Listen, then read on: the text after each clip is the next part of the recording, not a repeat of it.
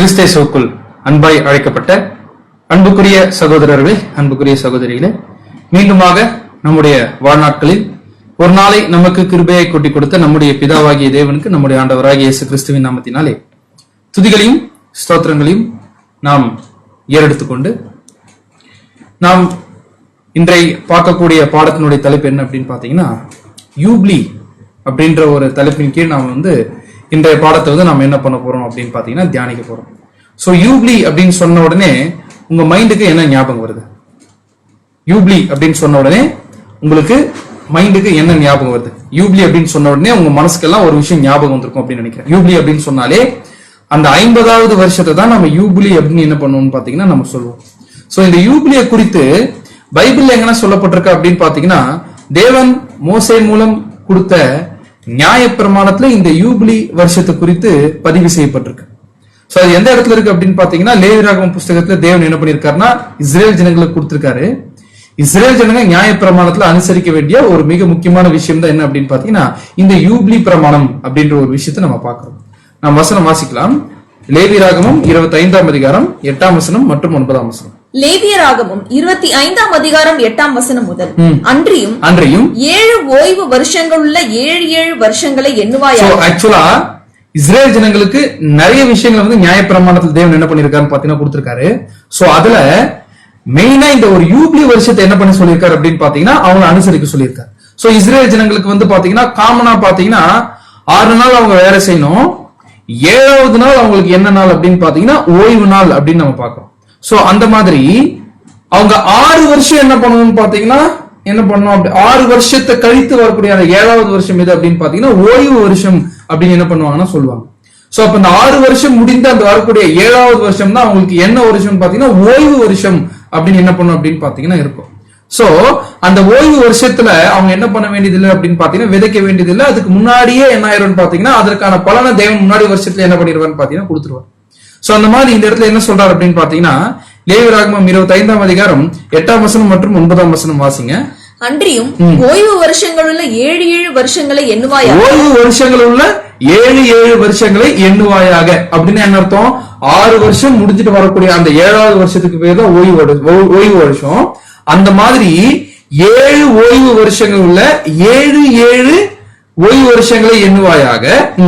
அந்த 7 ஓய்வு வருஷங்களும் 49 வருஷம். அந்த 7 ஓய்வு வருஷங்களும் 49 வருஷங்கள் ஆகும். அதாவது 6 வருஷம் கழித்துட்டு வரக்கூடிய 7வது வருஷம் ஓய்வு வருஷம்.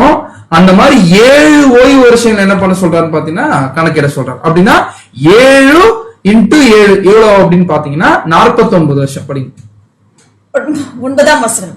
அப்பொழுதும் 7ஆம் மாதம் 10ஆம் தேதியில் எக்கால சத்தம் தொனிக்கும்படி செய்ய வேண்டும். பாவ நிவாரண நாளில் உங்கள் தேசம் எங்கும் எக்கால சத்தம் தொனிக்கும்படி செய்ய வேண்டும். சோ என்ன பண்ணோம் அப்படின்னு பாத்தீங்கன்னா வசனம் வாசிங்க திரும்பியும். 9ஆம் வசனம். அப்பொழுது 7ஆம் மாதம் 10ஆம் தேதியில் எக்கால சத்தம் தொனிக்கும்படி செய்ய வேண்டும். பாவ நிவாரண நாளில் உங்கள் தேசம் எங்கும் எக்கால சத்தம் தொனிக்கும்படி செய்ய வேண்டும். அப்பொழுது 49 வருஷம் முடிஞ்ச பிறகு 7ஆம் மாதம் 10ஆம் தேதியிலே எக்கால சத்தம் தொனிக்கும்படி செய்ய வேண்டும். பாவ நிவாரண நாளில் உங்கள் தேசம் எங்கும் எக்கால சத்தம் தொனிக்க செய்ய வேண்டும். அப்படின்னா அந்த 49 வருஷம் முடிஞ்சிட்ட பிறகு வரக்கூடிய அந்த 50வது வருஷம் தான் என்ன அப்படின்னு பாத்தீங்கன்னா யூப்ளி வருஷம். அந்த யூப்ளி வருஷத்தை என்ன பண்ண சொல்றாரு அப்படின்னு பாத்தீங்கன்னா பரிசுத்தமாக்க சொல்றாரு. அதே சமயத்துல எக்காலம் எங்கும் என்ன பண்ணணும்னு பாத்தீங்கன்னா தேசம் எங்கும் எக்காலம் ஊதி அது ஒரு யூப்ளி வருஷம் என்ன பண்ணணும்னு பாத்தீங்கன்னா அவங்க அனௌன்ஸ்மெண்ட் கொடுக்கணும். படிங்க சிஸ்டர் அடுத்த வருஷம். லேவியராகமம் 25ஆம் அதிகாரம் 10ஆம் வசனம். லேவியராகமம் 25ஆம் அதிகாரம் 10ஆம் வசனம். 50ஆம் வருஷத்தை பரிசுத்தமாக்கி தேசமெங்கும் அதன் குடிகள் எல்லாம் விடுதலை கூற கடவீர்கள். அது உங்களுக்கு யூப்ளி வருஷம். அதிலே உங்களில் ஒவ்வொருவனும் தன் தன் காணியாட்சிக்கும் தன் தன் குடும்பத்திற்கும் திரும்பி போக கடவன். சோ மறுபடியும் புரியுற மாதிரி சொல்றோம். என்ன அப்படின்னு பாத்தீங்கன்னா 6 வருஷம் என்ன பண்ணணும்னு பாத்தீங்கன்னா போயிட்டு வரக்கூடிய அந்த 7வது வருஷத்துக்கு பேர் தான் ஓய்வு வருஷம். அந்த மாதிரி 7 ஓய்வு வருஷங்கள் என்ன பண்ணணும்னு பாத்தீங்கன்னா கணக்கிடணும். அப்படின்னா மொத்தம் எத்தனை வருஷம் வரும்? 49 வருஷம் வரும். சோ அந்த 49 வருஷம் முடிஞ்சிட்டு வரக்கூடிய அந்த 50வது வருஷத்துக்கு பேர் தான் என்ன அப்படின்னு பாத்தீங்கன்னா யூப்ளி வருஷம். அந்த யூப்ளி வருஷத்தை என்ன பண்ணணும் அப்படின்னு பாத்தீங்கன்னா 50ஆம் வருஷத்தை பரிசுத்தமாக்கி தேசமெங்கும் அதன் குடிகள் எல்லாம் என்ன பண்ணுங்க, நீங்க விடுதலை கூற கடவீர்கள் அப்படின்னு என்ன பண்றாருன்னு சொல்றார். அது ஏன் அப்படின்னு பாத்தீங்கன்னா உங்களுக்கு யூப்ளி வருஷம். அதிலே உங்களில் ஒவ்வொருவனும் தன் தன் காணியாட்சிக்கும் தன் தன் குடும்பத்துக்கும் திரும்பி போக கடவன் அப்படின்னு என்ன தெரியுங்களா அர்த்தம்? யூப்ளி வருஷத்துல என்ன பண்ணணும் அப்படின்னு பாத்தீங்கன்னா, யாருன்னா ஒருத்தர் கடன் பட்டிருந்தாருன்னா அந்த கடன் கொடுத்தவர் என்ன பண்ணிடணும்னு பாத்தீங்கன்னா அந்த கடனை அவருக்கு கேன்சல் பண்ணிடணும்.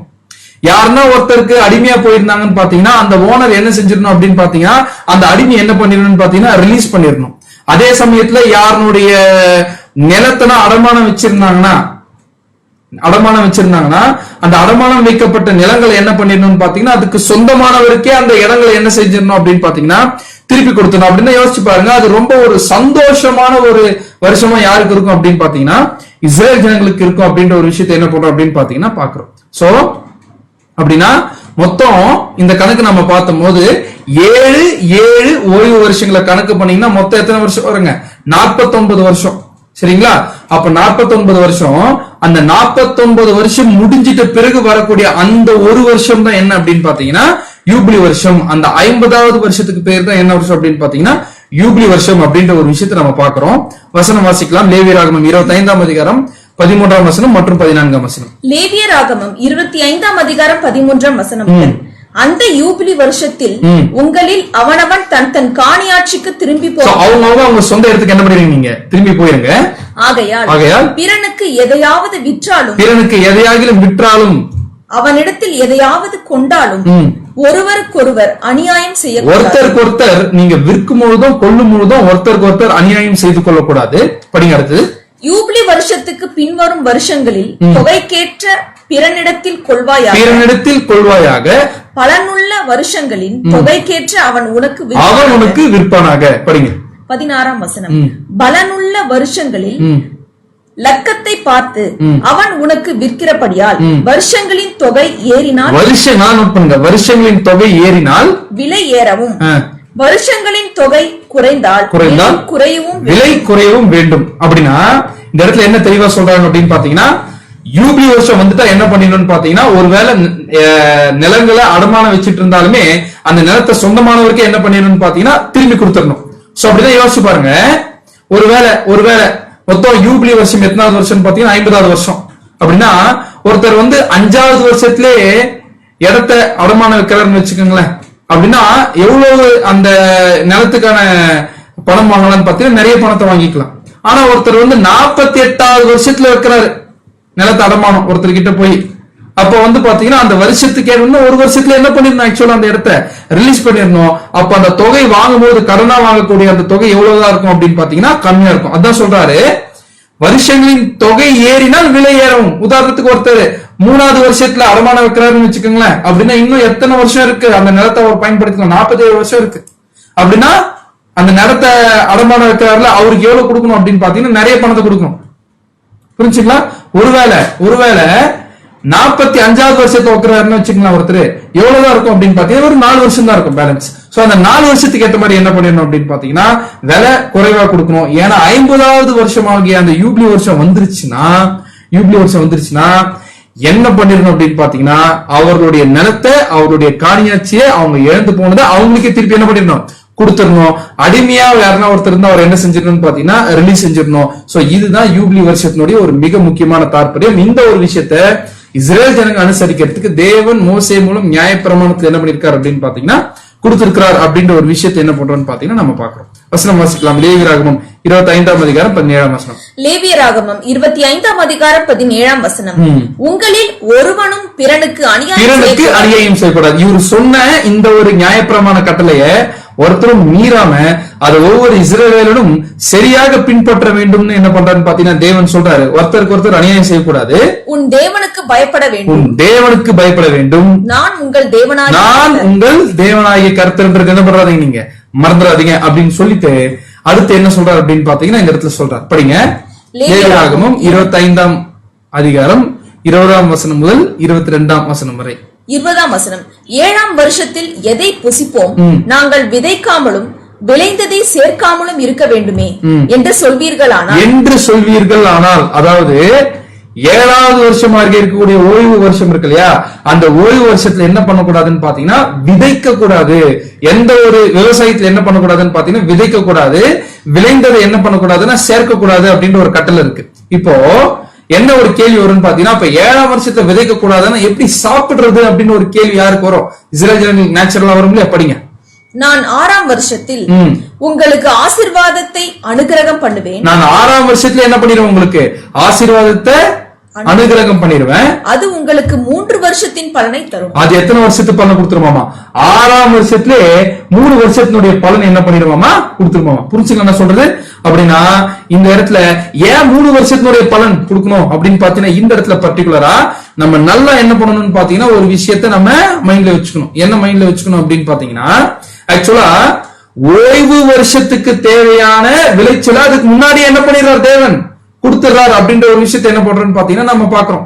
பட் இந்த இடத்துல யூப்ளி வருஷம் வரும்போது மட்டும் எப்படி வரும் அப்படின்னு பாத்தீங்கன்னா, நல்லா கவனிங்க, எல்லாமே கால்குலேஷன் நம்ம கொஞ்சம் கூர்ந்து கவனிக்கலாம்.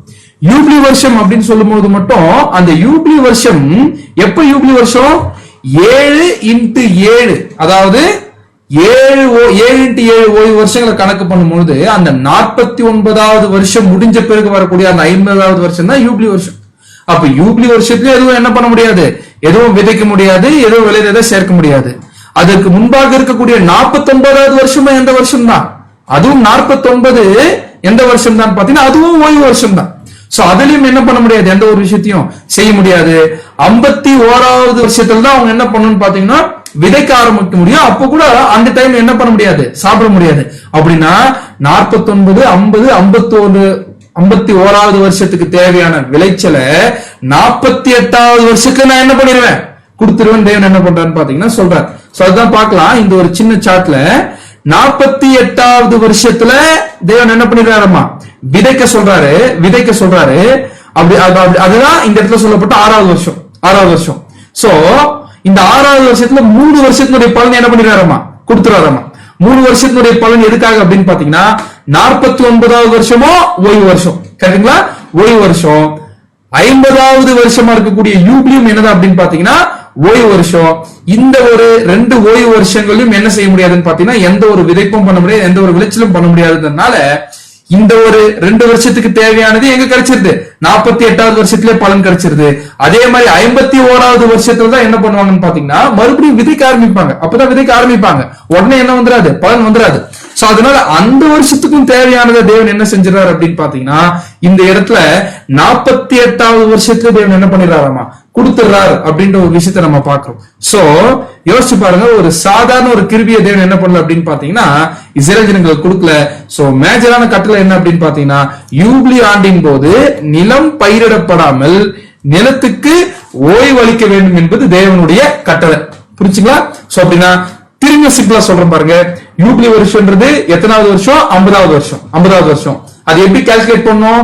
இஸ்ரேல் ஜனங்களுக்கு ஓய்வு வருஷம்னு ஒண்ணு இருக்கு. அது எப்ப ஓய்வு வருஷம்? 6 வருஷம் முடிஞ்ச பிறகு வரக்கூடிய 7வது வருஷத்துக்கு பேரு தான் ஓய்வு வருஷம் அப்படின்னு நம்ம பாக்குறோம். அந்த மாதிரி 6 வருஷம் முடிஞ்சு வரக்கூடிய 7வது வருஷத்துக்கு பேரு தான் ஓய்வு வருஷம். அந்த மாதிரி எத்தனை ஓய்வு வருஷம் வருமாமா? 7 ஓய்வு வருஷத்தை கணக்கு பண்ணும். அப்ப 7x7 49 வருஷம். அந்த 49 வருஷம் முடிந்து வரக்கூடிய அந்த 50வது வருடத்துக்கு பேர் தான் எந்த வருடம் அப்படின்னு பாத்தீங்கன்னா யூப்ளி வருஷம் அப்படின்னு நம்ம பாக்குறோம். அப்படி பார்க்கும்போது அந்த யூப்ளி வருஷத்துல யார் யாரெல்லாம் தங்களுடைய நிலத்தை இழந்துட்டாங்களோ, யார் யாரெல்லாம் அடிமைப்பட்டு போயிருக்கிறாங்களோ அவங்களெல்லாம் திரும்பியும் அவனவன் தன் காணியாட்சிக்கு என்ன பண்ணுவாங்க? திரும்ப போனோம் அப்படின்னு என்ன அர்த்தம் அப்படின்னு பாத்தீங்கன்னா அவங்களுடைய சொந்த நிலத்தை அவங்களுக்கே திருப்பி என்ன பண்ணிடணும்? கொடுத்துடணும். அவங்க இழந்து போனதை பெற்றுக்கொள்ளக்கூடிய வருஷம் தான் யூப்ளி வருஷம். மறந்துடக்கூடாது.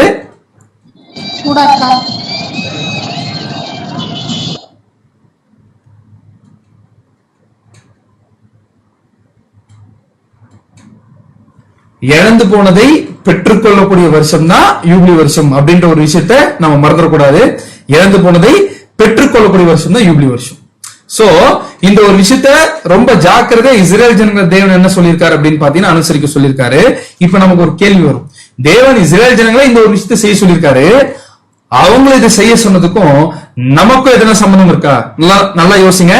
அவங்கள இதை செய்ய சொன்னதுக்கும் நமக்கும் ஏதாச்சும் சம்பந்தம் இருக்கா அப்படின்னு பார்த்தோம்னா அது அப்போஸ்தலனாகிய பவுல் என்ன எழுதுறார் அப்படின்னு பாத்தீங்கன்னா வசனம் வாசிக்கலாம். கொலோசியர் 2ஆம் அதிகாரம் 16ஆம் வசனம் முதல். ஆகையால் போஜனத்தையும் பானத்தையும் குறித்தாவது பண்டிகை நாளையும் மாத பிறப்பையும் ஓய்வு நாளையங்களையும் குறித்தாவது ஒருவனும் உங்களை குற்றப்படுத்தாதிருப்பானாக. 17ஆம் வசனம். அவைகள் வரும் காரியங்களுக்கு நிழலாயிருக்கிறது.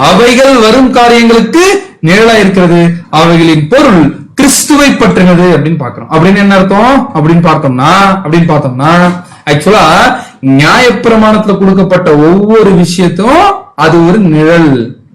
அது எல்லாத்துக்கும் ஒரு மிகப்பெரிய ஒரு நிஜம் இருக்கு அப்படின்னு என்ன பண்றாருன்னு பாத்தீங்கன்னா தேவன் இந்த இடத்துல சொல்றாரு. அதான் நம்ம வசனம் வாசிக்கலாம். எபிரேயர் 10ஆம் அதிகாரம் 1ஆம் வசனம். எபிரேயர் 10ஆம் அதிகாரம் 1ஆம் வசனம். இப்படி இருக்க நியாயப்பிரமாணமானது வரப்போகிற நன்மைகளின் பொருளாயிராமல் அவைகளின் நிழலாய் மாத்திரம் இருக்கிறபடியால் வருஷந்தோறும் இடைவிடாமல் செலுத்தப்பட்டு வருகிற ஒரே விதமான பலிகளினாலே அவைகளை செலுத்த வருகிறவர்களை ஒரு காலமும் பூரணப்படுத்த மாட்டாது. சோ இந்த இடத்துல நியாயப்பிரமாணம் எப்படி இருக்குதாமா, வரப்போகிற நன்மைகளின் பொருளா இல்லாம அவைகளின் நிழலாய் மாத்திரம் இருக்கிறபடினால். அது என்னது வரப்போகிற நன்மைகளின் பொருள் அப்படின்னு பார்த்தோம்னா வரப்போகிற நன்மை என்ன, கிறிஸ்துவின் ராஜ்யத்துல வரக்கூடிய நன்மையினுடைய பொருளா இல்லாம அது என்னவா இருக்கு அப்படின்னு பாத்தீங்கன்னா நிழலா மாத்திரம் இருக்குது. ஆனா அதுல சொல்லப்பட்ட ஒவ்வொரு விஷயத்துக்கும் ஒரு மிகப்பெரிய ஒரு நிஜம் இருக்கு அப்படின்னு என்ன பண்றாருன்னு பாத்தீங்கன்னா இந்த இடத்துல சொல்றாரு. உதாரணத்துக்கு நியாயப்பிரமாணத்துல சொல்லப்பட்ட பஸ்கா பண்டிகை எதை அடையாளப்படுது, பஸ்கா பண்டிகையில் அடிக்கப்படக்கூடிய அந்த ஆட்டுக்குட்டி ஒரு நிழல். ஆனா அதனுடைய நிஜம் யாருன்னு பாத்தீங்கன்னா பஸ்காவாகி நம்முடைய கிறிஸ்து நமக்காக என்ன பண்ணப்பட்டிருக்காருங்க, பலியிடப்பட்டிருக்காரு அப்படின்னு பாக்குறோம். சோ அப்படின்னா அந்த ஆட்டுக்குட்டியை பலி செலுத்துறது நிழல் தான், அதுக்கு ஒரு மிகப்பெரிய ஒரு நிஜம் இருக்கு. அது நம்முடைய ஆண்டவராகிய இயேசு கிறிஸ்துடைய ஈடுபலி அடையாளப்படுத்துது அப்படின்ற ஒரு விஷயத்தை நம்ம பார்த்திருக்கோம். சோ அது போல நாம எதிலையும் நாம கண்டுபிடிக்கணும் அப்படின்னு பாத்தீங்கன்னா யூப்ளி நியாயப்பிரமாணத்துல தேவன் வச்சிருக்காரு அப்படின்னு பாத்தீங்கன்னா அந்த ஒரு யூப்ளிக்கும் ஒரு மிகப்பெரிய நிஜம் இருக்கும்ல, புரிச்சா இல்லையா? அந்த யூப்ளிக்கும் ஒரு மிகப்பெரிய ஒரு நிஜம் இருக்கு. சோ அப்படின்னா யூப்ளிக்கு ஒரு ஆன்டிடைப் இருக்கு பெரிய அளவுல, இந்த ஒரு யூப்ளிக்கு ஒரு மிகப்பெரிய நிஜம் இருக்கு. அந்த நிஜத்தை எப்படி தெரியுமா கண்டுபிடிக்கலாம் அப்படின்னா நிழலை பார்க்கும் போது தான் நிஜத்தை கண்டுபிடிக்க முடியும். உதாரணத்துக்கு அங்க ஆட்டுக்குட்டி அடிக்கப்பட்டுச்சுன்னா இங்கேயும் ஆண்டவராகிய இயேசு கிறிஸ்து அடிக்கப்பட்டார். அது போலவே இந்த இடத்துல இஸ்ரேல் ஜனங்கள் அந்த யூப்ளி வருஷத்துல இழந்து போனவர்களுக்கு அவர்கள் இழந்து போன விஷயத்தை என்ன பண்ணுவாங்க, திரும்பி கொடுக்கக்கூடிய ஒரு வருஷம், திரும்ப கொடுத்தலின் காலம் தான் எது அப்படின்னு பாத்தீங்கன்னா இந்த யூப்ளியின் காலப்பகுதி. அது ஒரு நிழலா வச்சிருக்கார் அப்படின்னா ஒரு மிகப்பெரிய ஒரு நிஜமான திரும்ப கொடுத்தலின் காலப்பகுதி இருக்குது. அந்த திரும்ப கொடுத்தலின் காலப்பகுதிக்கு தான் நம்முடைய ஆண்டவராகிய இயேசு கிறிஸ்துடைய அரசாட்சின்னு பேர். அதுதான் நம்முடைய ஆண்டவராகிய இயேசு கிறிஸ்துடைய ராஜ்யம். ஏன் அப்படின்னு பாத்தீங்கன்னா அவருடைய ராஜ்யத்துலதான் மனுஷன் இழந்து போனதுல என்ன பண்ண போறாரு, திருப்பி இந்த இடத்துல என்ன பண்ண போறாருன்னு பாத்தீங்கன்னா கொடுக்க போறாரு. வசனம் வாசிக்கலாம். அப்போஸ்தலர் 3ஆம் அதிகாரம் 19ஆம் வசனம். அப்போஸ்தலர் 3ஆம் அதிகாரம் 19ஆம் வசனம். ஆனப்படியினாலே கர்த்தருடைய சன்னிதானத்திலிருந்து இளைப்பாறுதலின் காலங்கள் வரும். கர்த்தருடைய சன்னிதானத்திலிருந்து என்ன வரணுமாமா, இளைப்பாறுதலின் காலங்கள் வரும்படி முன்னே குறிக்கப்பட்ட இயேசு கிறிஸ்துவை அவர் உங்களிடத்தில் அனுப்பும்படிக்கும். அப்படின்னா என்ன அர்த்தம், அப்படின்னு பாத்தீங்கன்னா நம்முடைய ஆண்டவராகிய இயேசு கிறிஸ்து 2ஆம் வருகையில வர்றதனுடைய நோக்கம் என்னன்னு பாத்தீங்கன்னா இளைப்பாறுதலின் காலங்கள் வரணும். புரிச்சுங்களா, இளைப்பாறுதலின் காலங்கள் வரணும். அப்படின்னா இந்த ஒரு இளைப்பாறுதலின் காலங்கள்ல மனுஷனுக்கு ஒரு மிகப்பெரிய இளைப்பாறுதல் கிடைக்கணும். அதுக்காக யார் அனுப்ப போறாரமா, நம்முடைய ஆண்டவராகிய இயேசு கிறிஸ்து அனுப்ப போறாராம். அப்படின்னா இது எந்த வருகை, நம்முடைய ஆண்டவராகிய இயேசு கிறிஸ்துடைய 2ஆம் வருகை. அப்படின்னா அவருடைய 2ஆம் வருகையுடைய நோக்கம் என்ன அப்படின்னு பாத்தீங்கன்னா மனுஷனுக்கு இளைப்பாறுதல் என்ன பண்ணுங்க, கொடுக்கணும். அதே சமயத்துல 3ஆம் அதிகாரம் 21ஆம் வசனத்தை நாம் எடுத்து படிக்கும் பொழுது இங்கிலீஷ் பைபிள் என்ன இருக்கு அப்படின்னு பாத்தீங்கன்னா heavens must receive him until the period of restoration of all things about which God spoke by the mouth of his holy prophets from ancient times அப்படின்னு இருக்கு வசனம். அப்படின்னா என்ன தெரியுங்களா அர்த்தம், the period of restoration அப்படின்னு ஒரு பீரியட்னா என்ன, ஒரு காலப்பகுதி. ரெஸ்டோரேஷன் என்ன, திரும்பியும் பழைய நிலைமைக்கே ரீஸ்டோர் பண்றது, ரீஸ்டோர் செய்வது. அதுக்கு பேர் தான் டைம்ஸ் ஆஃப் ரெஸ்டோரேஷன். அப்படின்னா இந்த ஒரு பீரியடுக்கு பேர் என்னன்னா திரும்ப கொடுத்தலின் காலம். அப்படின்னா மனுஷன் எதெல்லாம் இழந்து போனானோ அதெல்லாம் மனுஷனுக்கு திரும்பி கொடுக்கிறதுக்கு தேவன் ஒரு காலப்பகுதி என்ன பண்ணிருக்காராமா, வச்சிருக்காராமா. அந்த ஒரு காலப்பகுதிக்கு பேர் தான் என்ன அப்படின்னு பாத்தீங்கன்னா திரும்ப கொடுத்தலின் காலப்பகுதி அப்படின்னு அர்த்தம். அப்படின்னா மனுஷன் எதை இழந்து போயிட்டான், தன்னுடைய ஜீவனை இழந்து போயிட்டான். அப்படின்னா மனுஷனுக்கு தான் இழந்து போன ஜீவனை திரும்பி கொடுப்பதற்குன்னு ஒரு காலத்தை தேவன் என்ன பண்ணிருக்காரு, வச்சிருக்காரு. சோ அந்த ஒரு காலப்பகுதிக்கு பேர் தான் என்னன்னு பாத்தீங்கன்னா திரும்ப கொடுத்தலின் காலம். இந்த திரும்ப கொடுத்தலின் காலத்தை பத்தி தான் பழைய ஏற்பாட்டு எல்லா தீர்க்கதரிசிகளும் என்ன பண்ணிருக்காங்களாமா, பேசியிருக்காங்களாமா. அப்படின்னா இந்த திரும்ப கொடுத்தலின் காலம் எப்பொழுது வரும் அப்படின்னு கேள்வி கேட்டா இந்த வசனத்திலே நமக்கு ரொம்ப தெளிவா பதில் இருக்கு. Heavens must receive him until the period of restoration அப்படின்னு இருக்கு. அப்படின்னா இந்த ஒரு பீரியட் ஆஃப் ரெஸ்டோரேஷன், இந்த திரும்ப கொடுத்தலின் காலப்பகுதி வர வரைக்கும் நம்முடைய ஆண்டவராகிய இயேசு கிறிஸ்து பரலோகத்துல இருப்பாராமா. அப்படின்னா ஒரு பரலோகத்துல இருந்து வந்துட்டாருன்னா என்ன அர்த்தம் அப்படின்னு பாத்தீங்கன்னா திரும்ப கொடுத்தலின் காலம் என்ன ஆயிடுச்சு, ஆரம்பிச்சிருச்சுன்னு அர்த்தம். அப்படின்னா எப்போ திரும்ப கொடுத்தலின் காலம் ஆரம்பிக்குதுன்னு அப்போஸ்தலர் 3:21 சொல்லுது அப்படின்னு பாத்தீங்கன்னா நம்முடைய ஆண்டவராகிய இயேசு கிறிஸ்து எப்பொழுது திரும்பி வராரோ அப்போ தேவன் நிர்ணயித்து வச்சிருக்கக்கூடிய அந்த திரும்ப கொடுத்தலின் காலப்பகுதி என்ன ஆயிரும் அப்படின்னு பாத்தீங்கன்னா ஸ்டார்ட் ஆயிரும் அப்படின்னு என்ன பண்றான்னு பாத்தீங்கன்னா சொல்றாரு. சோ இந்த ஒரு திரும்ப கொடுத்தலின் காலப்பகுதி தான் நம்முடைய ஆண்டவராகிய இயேசு கிறிஸ்துடைய ராஜ்யம் அப்படின்னு என்ன பண்றோம்னா பாக்கணும். சோ அவருடைய ஆளுகை, அவருடைய அத்தாரிட்டி இந்த பூமியின் மீது எப்பொழுது அவர் செலுத்த ஆரம்பிப்பார் அப்படின்னு பாத்தீங்கன்னா இந்த திரும்ப கொடுத்தலின் காலப்பகுதி ஆரம்பிக்கும் போது தான். அப்ப இந்த திரும்ப கொடுத்தலின் காலப்பகுதி ஆரம்பிக்கும் போது யார் வந்துட்டு பாருங்க, நம்முடைய ஆண்டவராகிய இயேசு கிறிஸ்து இந்த உலகத்துக்கு என்ன பண்ணிருப்பாரு அப்படின்னு பாத்தீங்கன்னா வந்துட்டு இருப்பாரு. வந்து அநேக வேலையில அவருடைய ராஜ்யத்தை செய்வாரு. அதுல அவர் மெயினா செய்ய போறது எதை திருப்பி கொடுக்க போறாரு அப்படின்னு பாத்தீங்கன்னா இஸ்ரேல் ஜனங்களுக்கு அங்க யூபில இறந்து போனதை திருப்பி கொடுக்கணும். அது நிஜமான யூபிலி என்கிற 1000 ஆண்டு அரசாட்சி, கிறிஸ்துவனுடைய ராஜ்யம் என்கிற இந்த நிஜமான யூபிலில மனுஷன் இழந்து போன ஜீவனை திருப்பி கொடுக்க போறாரு. செத்து போன எல்லா மனுஷனும் என்ன பண்ண போறான்னு பாத்தீங்கன்னா இந்த யூபிலி வருஷத்துல உருவாக போறாங்க. அதே சமயத்துல மனுஷன் எதை இழந்துட்டான்னு பாத்தீங்கன்னா தன்னுடைய வாழ வயது என்ன பண்ணிட்டாங்க, இழந்துட்டான், மரணத்துக்குள்ள போயிட்டான். பாவத்திற்கு என்னவாயிட்டான் அப்படின்னு பாத்தீங்கன்னா அவன் அடிமையாயிட்டான். சோ அந்த மரணத்திலிருந்து மீட்டு ஜீவனுக்குள்ள என்ன பண்ண போறான்னு பாத்தீங்கன்னா கொண்டு வர போறாரு. அதே சமயத்துல வேற எதெல்லாம் மனுஷன் இழந்தான்னு பாத்தீங்கன்னா பாவத்தினால தேவன் தெளிவா சொல்லிட்டாரு, நெற்றி வேர்வை சிந்தி தான் நீ என்ன பண்ணி ஆகணும், வேலை செய்தாகணும் அப்படின்னு என்ன பண்ணிட்டாருன்னு சொல்லிட்டாரு. சோ அந்த மாதிரி மனுஷன் நெற்றி வேர்வை சிந்தி வேலை செய்யாம இருக்கக்கூடிய ஒரு விஷயத்தை என்ன பண்ணணும்னு பாத்தீங்கன்னா திரும்பி ஆதாம் இருந்த அந்த ஒரு பழைய நிலைமைக்கு இந்த உலகத்தை என்ன பண்ணணும்னு பாத்தீங்கன்னா கொண்டு வரணும். சோ உலகம் ஒரு மோசமான ஒரு வனாந்திரமா மாறிடுச்சு. அப்படி வனாந்திரமா மாறின இந்த ஒட்டுமொத்த உலகத்தையும் எப்படி ஏதேன் தோட்டம் இருந்துச்சோ அந்த மாதிரி ஒட்டுமொத்த உலகத்தையும் ஏதேன் தோட்டமா மாற்றக்கூடிய அந்த ஒரு பழைய நிலைமைக்கு என்ன பண்ணணும்னா மாத்தணும். அதே சமயத்துல பூமி தன் பலனை கொடுக்காது அப்படின்னு என்ன பண்ணான்னு பாத்தீங்கன்னா சொன்னாரு ஆதியாகமத்துல மனுஷன் பாவம் செய்த பிறகு. சோ அந்த பூமி திரும்பவும் என்ன செய்யணும்னு பாத்தீங்கன்னா இந்த திரும்ப கொடுத்தலின் காலங்கள்ல அது பலனை என்ன பண்ண ஆரம்பிக்கும் அப்படின்னு பாத்தீங்கன்னா கொடுக்க ஆரம்பிக்கும். அதே சமயத்துல மனுஷன் பாவத்துக்கு அடிமையாயிட்டான். அந்த பாவத்துக்கு அடிமையான மனுஷனை அந்த பாவத்துல இருந்து மீட்டு அவனுக்கு ஜீவனை கொடுக்கக்கூடிய காலப்பகுதி தான் கிறிஸ்துவோடைய 1000 ஆண்டு அரசாட்சி என்கிற நிஜமான யூபிலி. புரிச்சுங்களா?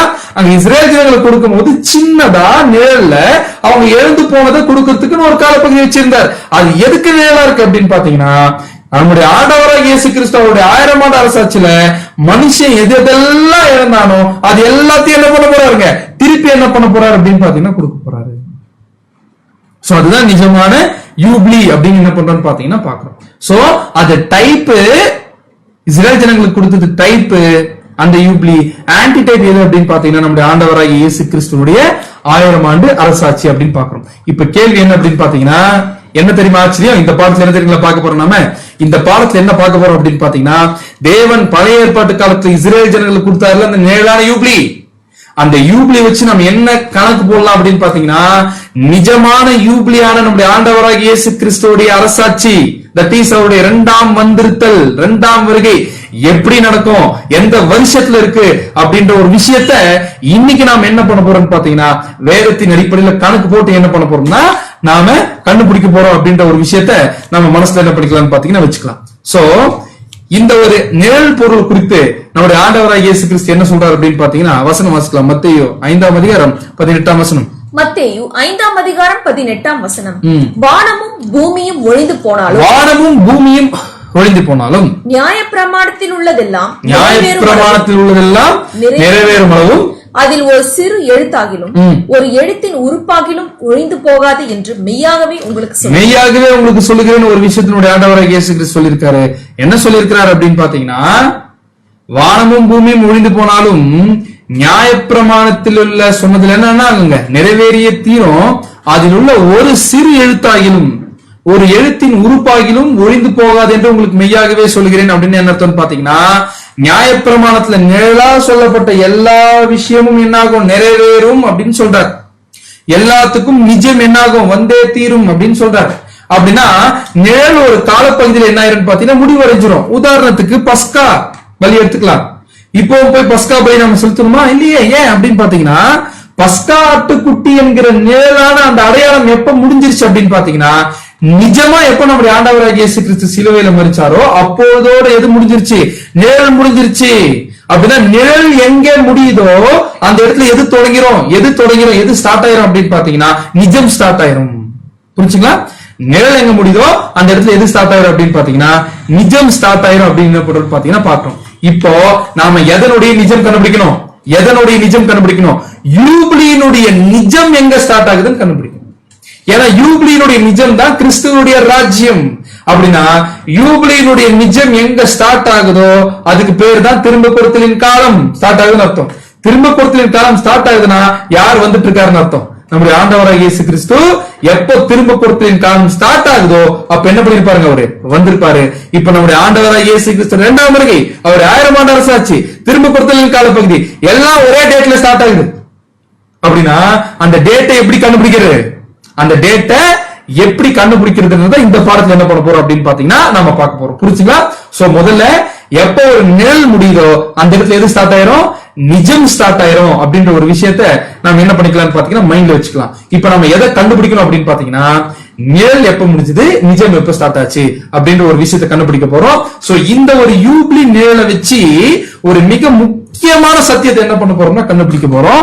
இந்த சத்தியத்துல என்ன பார்க்க போறோம்னு பாத்தீங்கன்னா கிறிஸ்துவனுடைய 1000 ஆண்டு அரசாட்சி எப்போ ஸ்டார்ட் ஆச்சு அப்படின்ற ஒரு விஷயத்த சரியான காலக்கணக்கின் அடிப்படையில் என்ன பண்ண போறோம்னு பாத்தீங்கன்னா நாம இன்னைக்கு பாடத்துல பார்க்கலாம். சரிங்களா? சோ நிழல்ல இஸ்ரேல் ஜனங்க அனுசரித்த இந்த ஜூப்ளிய 2 வகையா நாம பிரிக்கலாம். எப்படி அப்படின்னு பாத்தீங்கன்னா நிழல்ல ஃபர்ஸ்ட் காத்திருத்தல் ஒரு காலப்பகுதி, அனுசரித்தல் ஒரு காலப்பகுதி. எவ்வளவு நாள் காத்திருக்கணும் அப்படின்னு பாத்தீங்கன்னா 7 ஓய்வு வருஷங்கள் என்ன பண்ண அந்த இடத்துல காத்திருக்கணும். 7 ஓய்வு வருஷங்கள் காத்திருக்கணும். அந்த கடைசி வருஷம் தான் என்ன அப்படின்னு பாத்தீங்கன்னா அனுசரிக்கிற வருஷம். அந்த வருஷம் தான் யூபிலி வருஷம். அப்படின்னா காத்திருத்தல் முதல்ல நடக்கணும், அதற்கு பிறகுதான் அனுசரித்தல் நடக்கும். அப்படின்னா எவ்வளவு நாள் காத்திருக்கணும் அப்படின்னு பாத்தீங்கன்னா 49 வருஷம் காத்திருக்கணும். அந்த 50வது வருஷம் தான் என்ன அப்படின்னு பாத்தீங்கன்னா யூபிலி வருஷம். அப்படின்னா 7 ஓய்வு வருஷம், 7x7 ஓய்வு வருஷம் தான் காத்திருத்தலுக்கான ஓய்வு வருஷங்கள்.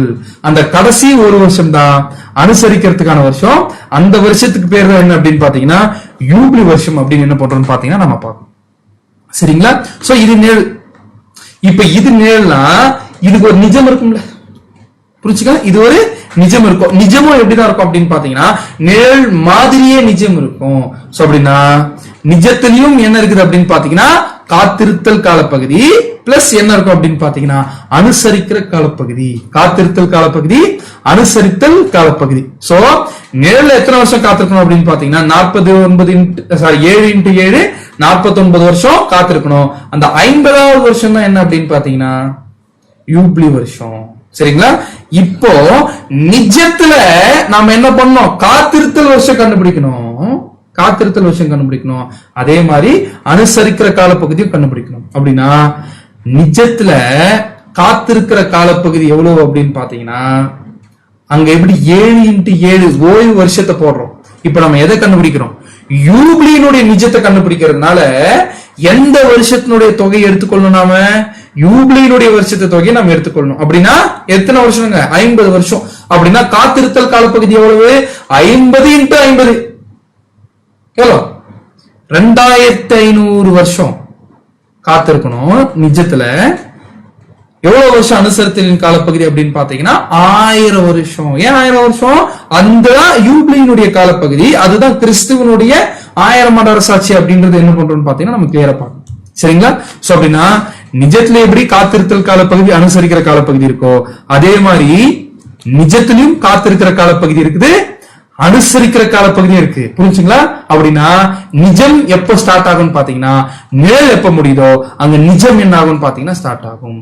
இந்த நிஜத்துல இந்த அனுசரிக்கிற காலப்பகுதி தான் நிஜமான யூப்ளி. அதனுடைய காலப்பகுதி எவ்வளவு? 1000 வருஷம். எப்படி தெரியும் நமக்கு? 2 பேர் 3ல படிச்சிருக்கோம், வெளிப்படுத்தும் விசேஷம் 20ஆம் அதிகாரத்துல நம்ம படிச்சிருக்கோம். சோ அப்படின்னா நிஜமான யூப்ளி வரணும்னா அதனுடைய காத்திருத்தல் காலப்பகுதி வந்த பிறகுதான் நிஜமான யூப்ளி என்ன ஆகுங்க வரும். சோ இப்ப நம்ம என்ன கண்டுபிடிக்கணும் அப்படின்னு பாத்தீங்கன்னா எப்போ நிழல் முடியுதோ அப்பதான் நிஜம் என்ன ஆகும் இந்த இடத்துல ஸ்டார்ட் ஆகும். புரிச்சுக்க சொல்றது? எப்போ நிழல் முடியுமோ அப்பதான் நிஜம் என்ன ஆகும் அப்படின்னு பாத்தீங்கன்னா ஸ்டார்ட் ஆகும் அப்படின்னு பாக்குறோம். சோ இப்ப நிஜத்துல நம்ம பார்த்துட்டோம். நிழல்ல எப்படி காத்திருத்தல் பிளஸ் அனுசரித்தல் வருஷம் இருந்துச்சோ, காத்திருத்தல் வருஷம் எவ்வளவு? 7 × 7 49 வருஷம் காத்திருக்கணும். அனுசரிக்கிற அந்த ஒரு வருஷம் தான் யூப்ளி வருஷம் நிழல்ல. நிஜத்துல காத்திருத்தல் வருஷம் எத்தனை வருஷம் பார்த்தோம்? 50 × 50 2500 வருஷம். அந்த அனுசரித்தல் வருஷம் எவ்வளவுன்னு பாத்தீங்கன்னா அந்த 1 அதுதான் 1 வருஷம், அதுதான் 1000 வருஷம் அப்படின்னு என்ன பண்றோம்னு பாத்தீங்கன்னா பாக்குறோம். சோ இப்ப நம்ம அடுத்து என்ன கண்டுபிடிக்கணும்னு பாத்தீங்கன்னா எப்போ நிழல் முடிஞ்சது. புரிச்சுக்கான சொல்றது? எப்போ நிழல் முடிஞ்சதோ அப்பதான் நிஜம் என்ன ஆகும் அப்படின்னு பாத்தீங்கன்னா ஆரம்பிக்கும் அப்படின்னு என்ன பண்றோம்னா நம்ம பாக்குறோம். எப்போ நிழல் முடிஞ்சதோ அப்பதான் நிஜம் என்ன பண்ணணும்னு பாத்தீங்கன்னா ஆரம்பிக்கும் அப்படின்னு நம்ம பாக்குறோம்.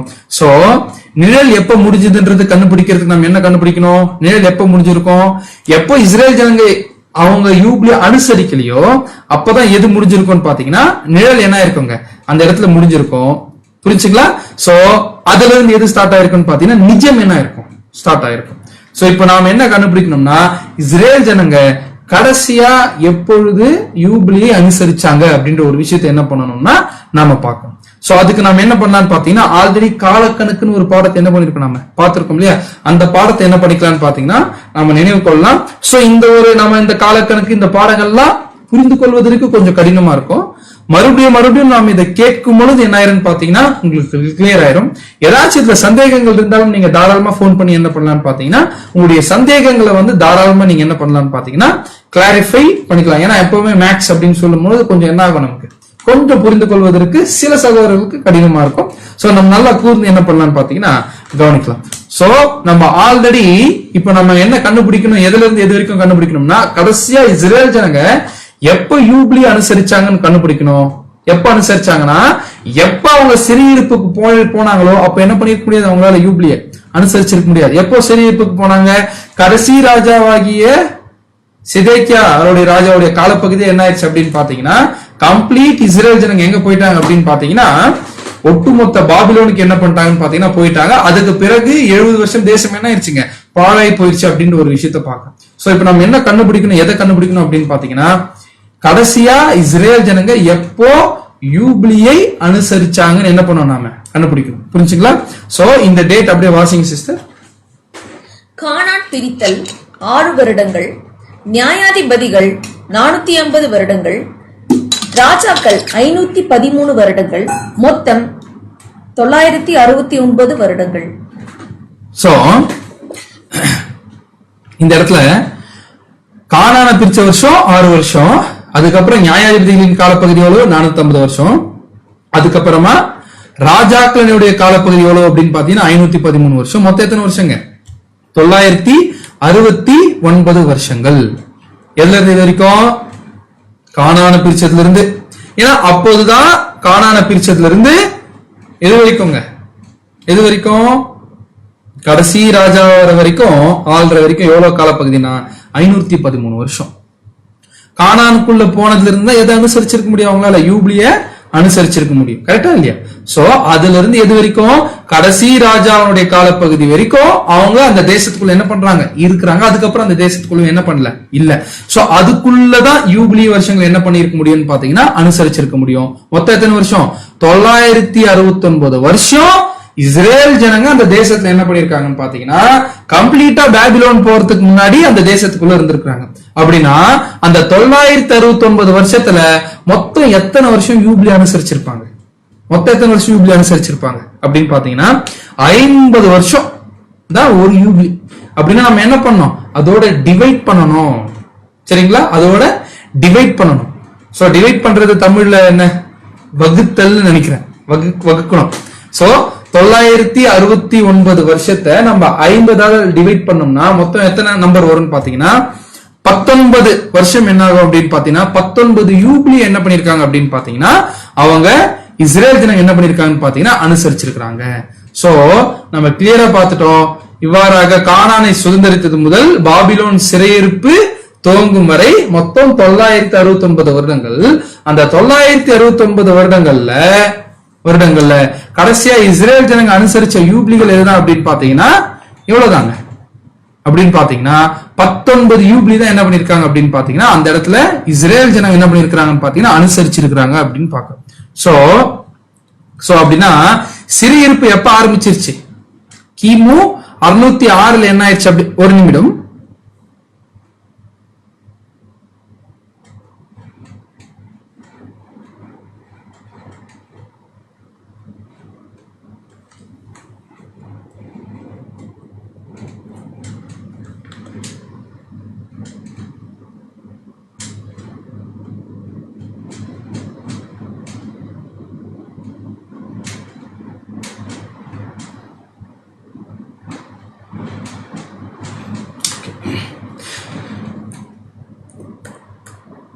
சோ இஸ்ரேல் ஜனங்க சிறையிருப்புக்கு போன வருஷம் இப்போ கிமு 606 என்ன பண்ணிட்டாங்கன்னு பாத்தீங்கன்னா சிறையிருப்புக்கு போனாங்க அப்படின்னு பார்த்தோம். பாபிலோன் ராஜாவாகிய நேபுகாத் நேச்சர் எல்லா இஸ்ரேல் ஜனங்களும் என்ன பண்ணிட்டாருன்னு பாத்தீங்கன்னா பாபிலோனுக்கு என்ன பண்ணிட்டாங்க, கொண்டு போய் சேர்த்துட்டாரு. சோ அவங்க சிறையிருப்புக்கு போன 19 வருஷத்துக்கு முன்பாக தான் அவங்க கடைசி யூப்ளி என்ன பண்ணாங்க, அனுசரிச்சாங்க. அதான் நம்ம இப்ப கணக்கு போட்டு பார்த்தோம். கரெக்டுங்களா, கரெக்டா 950 வருஷம், அந்த 950வது வருஷம் வரைக்கும் என்ன பண்ணிருக்காங்க, அவங்க யூப்ளி அனுசரிச்சிருக்காங்க. ஆனா மொத்தமா இருந்தது எவ்வளவு வருஷம், 969 வருஷம். அப்படின்னா கடைசியா 19 வருஷத்துக்கு சிறையிருப்பு போறதுக்கு முன்னாடி 19 வருஷத்துக்கு முன்னாடி தான் கடைசி யூப்ளி அனுசரிச்சிருக்காங்க. புரியுதுங்களா, திருப்பி ரிப்பீட் பண்றேன். இஸ்ரேல் ஜனங்க சிறையிருப்பு போறதுக்கு முன்பாக 19 வருஷத்துக்கு முன்பாக கடைசி யூப்ளி என்ன பண்ணிருக்காங்க, அவங்க அனுசரிச்சிருக்காங்க அப்படின்ற ஒரு விஷயத்தை பார்க்கணும். கரெக்டுங்களா, அப்படின்னா இஸ்ரேல் ஜனங்க சிறையிருப்பு போனது எந்த வருஷம், கிமு 606வது வருஷம் என்ன பண்றாங்க, அவங்க சிறையிருப்புக்கு போறாங்க. அப்படின்னா 19 வருஷத்துக்கு முன்னாடினா அப்படியே பின்னாடி என்ன பண்ணணும், நம்ம போகணும். கரெக்டுங்களா, அப்படின்னா கிமு 626வது வருஷம் தான் என்ன அப்படின்னு பாத்தீங்கன்னா அவங்க அனுசரிச்ச கடைசி யூப்ளி.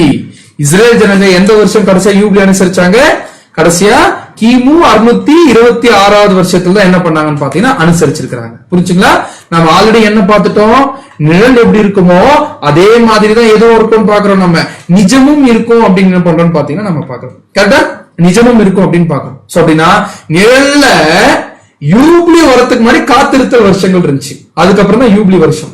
அப்படின்னா எத்தனை வருஷம் வெயிட் பண்ணுவாங்க, 49 வருஷம் என்ன பண்ணுவோம், அந்த இடத்துல வெயிட் பண்ணோம். அந்த கடைசி ஒரு வருஷம் தான் என்ன வருஷம் பாத்தீங்கன்னா யூப்ளியான அந்த காத்திருத்தல் வருஷம். அதே மாதிரி நிஜத்திலே கூட என்ன வரும் அப்படின்னு பாத்தீங்கன்னா காத்திருத்தல், அதுக்கப்புறம் அனுசரித்தல். காத்திருத்தல் எத்தனை வருஷம் பாக்குறோம், நம்ம யூப்ளியை கால்குலேட் பண்றதுனால மொத்தம் எத்தனை வருஷம் வரும், காத்திருத்தல் வருஷம். அங்க எப்படி 7 × 7 அப்படின்னு நிழல்ல வருதோ, நிஜத்துல எவ்வளவு வரும், 50 × 50. அப்படின்னா மொத்தம் எத்தனை வருஷம், 2500 வருஷம் நிஜத்துல காத்திருக்கணும். அதுக்கப்புறம் தான் ஏதோ வரும் அப்படின்னு பாத்தீங்கன்னா நிஜமான யூப்ளி என்கிற 1000 ஆண்டு அரசாட்சி என்ன ஆகும் அப்படின்னு பாத்தீங்கன்னா ஸ்டார்ட் ஆகும். இப்போ நம்ம ஆல்ரெடி பார்த்துட்டோம், எப்போ நிழல் முடியுதோ அப்ப நிஜம் என்ன ஆயிருங்க, ஸ்டார்ட் ஆயிரும் பார்க்கும். புரியுதுங்களா, எப்போ நிழல் முடியுதோ அப்ப நிஜம் என்ன ஆயிரும் அப்படின்னு பாத்தீங்கன்னா ஸ்டார்ட் ஆயிரும் பார்க்கும். சோ இந்த ஒரு கிராஃப, இந்த ஒரு பிக்சரை கிளியரா பாருங்க. சோ இஸ்ரேல் ஜனங்க கம்ப்ளீட்டா எவ்வளவு யூப்ளி வருஷங்களை அனுசரிச்சிருக்காங்கன்னு பாத்தீங்கன்னா 19 யூப்ளி என்ன பண்ணிருக்காங்க, அனுசரிச்சிருக்காங்க. கரெக்டுங்களா, 19 யூப்ளி என்ன பண்ணிருக்காங்கன்னா அனுசரிச்சிருக்காங்க. கடைசியா இஸ்ரேல் ஜனங்கள் கடைசியாக அனுசரித்த யூப்ளியின் வருஷம் எந்த வருஷம், கிமு 626ஓட இஸ்ரேல் ஜனங்க அனுசரித்து வந்த அந்த நிழலான யூப்ளி முடிஞ்சிருச்சு. அப்போ நிழல் எங்க முடியுது, கிமு 626 நிழல் முடியுது. அப்ப நிழல் அங்க முடியுதுன்னா அங்க எது ஸ்டார்ட் ஆயிருக்கும்? நிஜமான யூப்ளிக்கான விஷயங்கள் ஸ்டார்ட் ஆயிருக்கும். நிஜமான யூப்ளி உடனே வந்துருமா? வராது. நிஜமான யூப்ளி வரணும்னா எத்தனை வருஷம் நிஜத்துல காத்திருக்கணும்? 2500 வருடங்கள் என்ன பண்ணிருக்கணும் பாத்தீங்கன்னா காத்து இருக்கணும். சோ அப்படி நம்ம கணக்கு போடும் பொழுது கடைசியா இஸ்ரேல் ஜனங்க அனுசரிச்ச யூப்ளி எந்த வருஷம் அப்படின்னு பாத்தீங்கன்னா கிமு 626வது வருஷத்தை கடைசியா நிழலான யூப்ளி முடிஞ்சிருச்சு. அங்கிருந்து எது ஸ்டார்ட் ஆகுது அப்படின்னு பாத்தீங்கன்னா நிஜமான யூப்ளி என்ன ஆகுது? ஸ்டார்ட் ஆகுது. நிஜமான யூப்ளி என்கிற 1000 வருஷம் ஸ்டார்ட் ஆகிற வருஷத்தை கண்டுபிடிக்கணும்னா அதுக்கு முன்னாடி காத்திருத்தல் வருஷம் முடிஞ்ச பிறகுதான் அது என்ன ஆகும்? வரணும். அப்படின்னா எவ்வளவு வருஷம் காத்திருக்கணும்? 2500 வருஷம் பார்த்தோம்.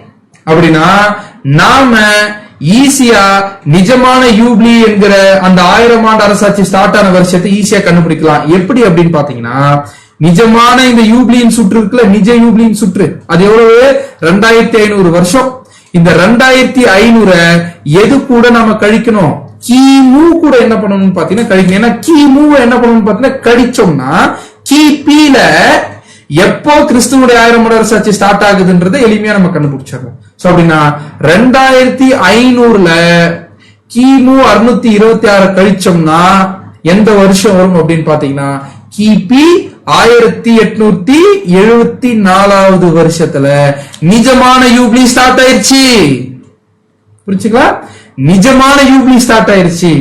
நிஜமான யூப்ளி ஸ்டார்ட் ஆன காலப்பகுதி எந்த வருஷம் பாத்தீங்கன்னா 1874வது வருஷம். அது எவ்வளவு வருஷம் இருக்க போகுது? 1000 வருஷம் இருக்க போகுது. அப்படின்னா கிறிஸ்துவோட 1000 அரசாட்சி என்ன ஆயிடுச்சுங்க? ஸ்டார்ட் ஆயிருச்சு. எப்போ ஸ்டார்ட் ஆயிருச்சு? 1874 ஸ்டார்ட் ஆயிருச்சு. அதான் வசனம் வாசிக்கலாம். அப்போஸ்தலர் 3ஆம் அதிகாரம் 19ஆம் வசனம். அப்போஸ்தலர் 3ஆம் அதிகாரம் 19ஆம் வசனம்.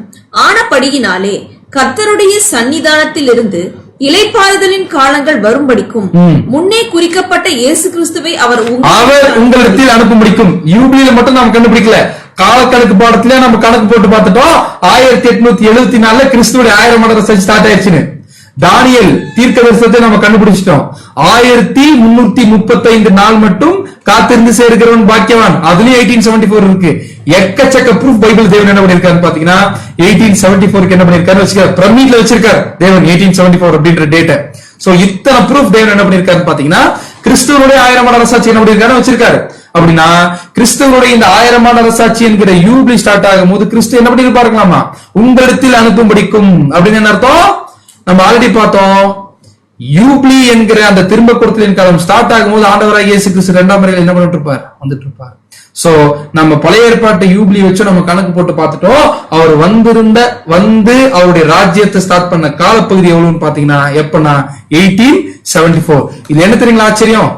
நம்ம 7வது நாள்ல மொத்தம் எத்தனை வருஷம்? 7000 வருஷம் அப்படின்னு நம்ம பாக்குறோம். தேவனுடைய சிருஷ்டி பின்னால் இருக்குல்ல, அதுல ஒவ்வொரு நாளும் எவ்வளவு காலப்பகுதி? 7000 வருஷம் நம்ம பார்த்திருக்கோம். ஆல்ரெடி காலக்கணக்கு படத்துல பார்த்திருப்பீங்க நீங்க. சோ இப்படி பார்க்கும் பொழுது அந்த கடைசி 7வது நாள் இருக்கு இல்லையா, அந்த 7வது நாள் கூட தான் நாம இருக்கோம். அந்த 7வது நாள்ல மொத்தம் எத்தனை வருஷம்? 7000 வருஷம். அந்த 7000 வருஷத்தை எப்படி பிரிக்கலாம்?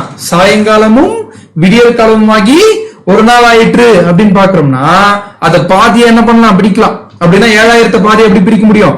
3500 வருஷம் பிளஸ் 3500 வருஷம். புரிஞ்சுங்களா? 3500 வருஷம் பிளஸ் இன்னொரு 3500 வருஷம். அப்படின்னா ஆதாம்ல இருந்து 3500 வருஷம் நீங்க கணக்கு எடுத்தீங்கன்னா கரெக்டா எங்க திரும்ப வந்து நிக்கும்? கிமு 626 கிமு 626ல வந்து நிக்கும். அதான் ஆச்சரியமான விஷயம். கிமு 626ல என்ன நடந்துச்சு? இஸ்ரேல் ஜனங்க அனுசரித்த கடைசி யூப்ளி கரெக்டா அந்த இடத்துல எது முடியுதுன்னு பாத்தீங்கன்னா 3500 வருஷம் என்ன ஆகுதுன்னு பாத்தீங்கன்னா முடியுது. சோ இது இன்னொரு ஸ்ட்ராங் ப்ரூஃப். இந்த ஒரு யூப்ளியினுடைய டேட்ஸ் கரெக்ட் அப்படின்றதுக்கு தேவன் இன்னொரு ஸ்ட்ராங் ப்ரூஃப் என்ன பண்ணிருக்காருன்னு பாத்தீங்கன்னா வச்சிருக்காரு. சோ அப்படின்னா நம்ம என்ன கண்டுபிடிச்சிட்டோம்னா 1874ல நிஜமான யூப்ளி என்ன ஆயிடுச்சு? ஸ்டார்ட் ஆயிடுச்சுன்னு கண்டுபிடிச்சிட்டோம். சோ அப்போஸ்தலர் 3:21 நம்ம தெளிவா பார்த்த விஷயம் என்ன அப்படின்னு பாத்தீங்கன்னா heavens must receive him until the period of restoration. அப்படின்னா திரும்ப கொடுத்தலின் காலம் வரும் வரைக்கும் நம்முடைய ஆண்டவராகிய இயேசு கிறிஸ்து பரலோகத்துல என்ன பண்ணுங்க? இருக்கணும் அப்படின்ற ஒரு விஷயத்தை என்ன பண்ணோம்னா நம்ம பார்த்தோம். அப்படின்னா அவர் பரலோகத்திலிருந்து வந்துட்டாருன்னா திரும்ப கொடுத்தலின் காலப்பகுதி ஆரம்பிச்சிருச்சு, அவருடைய 1000 மணி அரசாட்சி ஸ்டார்ட் ஆயிடுச்சு அப்படின்னு அர்த்தம். சோ அப்படின்னு ஆண்டவர் இயேசு கிறிஸ்து வந்தாரா? ஆல்ரெடி வந்துட்டாரு. செகண்ட் கமிங் பார்ட்ல நம்ம பார்த்துட்டோம். எப்ப வந்தாரு? 1874 நம்முடைய ஆண்டவராய் இயேசு கிறிஸ்து ஆல்ரெடி என்ன பண்ணிட்டாருன்னா வந்துட்டாரு. வந்துட்டு நம்முடைய ஆண்டவராய் இயேசு கிறிஸ்து இப்ப என்ன பண்றாருன்னு பாத்தீங்கன்னா திரும்ப கொடுத்துட்டு இருக்காரு. ஒன்னா மனுஷன் இழந்து போனதுல என்ன பண்றாருன்னு பாத்தீங்கன்னா 1874 இருந்து என்ன பண்றாருன்னு பாத்தீங்கன்னா திரும்ப கொடுத்துட்டு இருக்காரு. 1874 இருந்து நம்முடைய 1000 ஆண்டு நம்முடைய ஆண்டவராக இயேசு கிறிஸ்துடைய 1000 ஆண்டு அரசாட்சி என்ன ஆயிடுச்சுன்னு பாத்தீங்கன்னா ஸ்டார்ட் ஆயிடுச்சு அப்படின்றத நம்ம பாக்குறோம். வசனம் வாசிக்கலாம். வெளிப்படுத்தும் விசேஷம் 11ஆம் அதிகாரம் 15ஆம் வசனம். வெளிப்படுத்துதல் 11ஆம் அதிகாரம் 15ஆம் வசனம். 7ஆம் தூதன் எக்காலம் ஊதினான். அப்பொழுது உலகத்தின் ராஜ்யங்கள் நம்முடைய கர்த்தருக்கும் அவருடைய கிறிஸ்துவுக்கும் உரிய ராஜ்யங்களாய் 7ஆம் தூதன் யாரு? நம்ம மூத்த சகோதரர் ரசல் பிரதர். அவருடைய காலப்பகுதியிலேயே எந்த சத்தியம் வெளிவந்துருச்சு அப்படின்னு பாத்தீங்கன்னா எக்காலம் ஊதினான்னா சத்தியத்தை பிரகடனப்படுத்தினான் அப்படின்னு அர்த்தம். 7ஆம் தூதன் யாரு? நம்ம மூத்த சகோதரர் ரசல் பிரதர். சோ அவருடைய காலப்பகுதியிலேயே 1874 என்ன ட்ரூத் வந்துருச்சு அப்படின்னு பாத்தீங்கன்னா உலகத்தினுடைய ராஜ்யங்கள் யாருடைய கட்டுப்பாட்டுக்குள்ள போயிருச்சு. இந்த உலகத்தை யாரு அவருடைய கட்டுப்பாட்டுக்குள்ள கொண்டு வந்துட்டார் அப்படின்னு பாத்தீங்கன்னா நம்முடைய ஆண்டவராகிய இயேசு கிறிஸ்து 2ஆம் வருகையில வந்து அவருடைய ராஜ்யத்தை என்ன பண்றாருங்க ஸ்டார்ட் பண்ணி அவருடைய கட்டுப்பாட்டுக்குள்ள கொண்டு வந்துட்டார். அப்ப கட்டுப்பாட்டுக்குள்ள கொண்டு வந்துட்டாருன்னா 2ஆம் வருகையில வந்துட்டாருன்னா நிஜமான யூப்ளி ஸ்டார்ட் ஆயிடுச்சுன்னா அர்த்தம். நிஜமான யூப்ளி ஸ்டார்ட் ஆயிடுச்சுன்னா அவங்க இடம் அவங்க திருப்பி கொடுத்துருவார். கேட்டோம் இல்லையா? மேல யார் அவருடைய நிலத்தை எழுதுறாங்களோ அவங்களுக்கு அந்த நிலத்தை என்ன பண்ணிடணும்? திரும்பி கொடுக்கணும். அந்த மாதிரி சம்பவங்கள் நடந்துச்சா இல்லையா? கண்ணு மாதிரி நடந்திருக்கே. இஸ்ரேல் ப்ராபஸை நம்ம பார்த்தோம். இஸ்ரேல் ஜனங்கள் அவங்க இறந்து போன இடத்தை திரும்பவும் பெற ஆரம்பிச்ச காலப்பகுதி எப்பன்னு பாத்தீங்கன்னா 1878ல பெட்டா டிக்வா அப்படின்ற ஒரு மூவ்மெண்ட் என்ன பண்ணாங்கன்னு பாத்தீங்கன்னா என்ன பண்றாங்க அந்த இடத்துல ஸ்டார்ட் பண்றாங்க. சோ என்ன பண்றாங்க பாத்தீங்கன்னா வராங்க. சோ இந்த இடத்துல பெர்லின் காங்கிரஸ் ஆஃப் நேஷன்ஸ்ல மூவ்மெண்ட் இல்ல பெட்டா டிக்வா, பெர்லின் காங்கிரஸ் ஆஃப் நேஷன்ஸ்ல முடிவு பண்றாங்க யூதர்களுக்கு அவங்க சொந்த இடத்தை என்ன பண்ணலாம் கொடுக்கலாம் அப்படின்னு சொல்லிட்டு. சோ அந்த மாதிரி முதல் என்ன பண்றாங்கன்னு பாத்தீங்கன்னா பெட்டா டிக்வா அப்படின்ற ஒரு இடத்தை என்ன பண்றாங்கன்னு பாத்தீங்கன்னா வாங்குறாங்க. சோ 1878ல இருந்து யூதர்கள் அவங்களுடைய சொந்த தேசத்துக்கு என்ன பண்ண ஆரம்பிக்கிறாங்கன்னு பாத்தீங்கன்னா திரும்ப ஆரம்பிக்கிறாங்க அப்படின்ற ஒரு விஷயத்தை என்ன பண்றோம் நம்ம பாக்குறோம். அவருடைய இடத்தை திருப்பி கொடுக்க ஆரம்பிக்கிறார். ஏன்? கரெக்டா 1878ல இருந்து ஆரம்பிக்குது. 1878ல இருந்து இத்தனை 1000 வருஷங்களாக சிதறடிக்கப்பட்ட யூதர்கள் எப்படி கரெக்டா 1878ல இருந்து திரும்பி வர ஆரம்பிக்கிறாங்கன்னா 1874 கிறிஸ்துவோடைய ராஜ்யம் ஸ்டார்ட் ஆயிடுச்சு. அவர் உலகத்துக்கு வந்துட்டாரு. பூமியின் வானமண்டலங்கள் இருந்து அவருடைய ஆளுகையை ஸ்டார்ட் பண்ணிட்டாரு. சோ இஸ்ரேல் ஜனங்க அவங்களுடைய இடத்துக்கு என்ன பண்ண ஆரம்பிச்சிட்டாங்க? திருப்பி என்ன பண்ணிட்டாங்கன்னு பாத்தீங்கன்னா வர ஆரம்பிச்சிட்டாங்க. ஏன்னா யூப்ளி ஸ்டார்ட் ஆயிடுச்சு. திருப்பி என்ன பண்றாரு பாத்தீங்கன்னா அவருடைய இடத்தை கொடுக்க ஆரம்பிக்கிறாரு.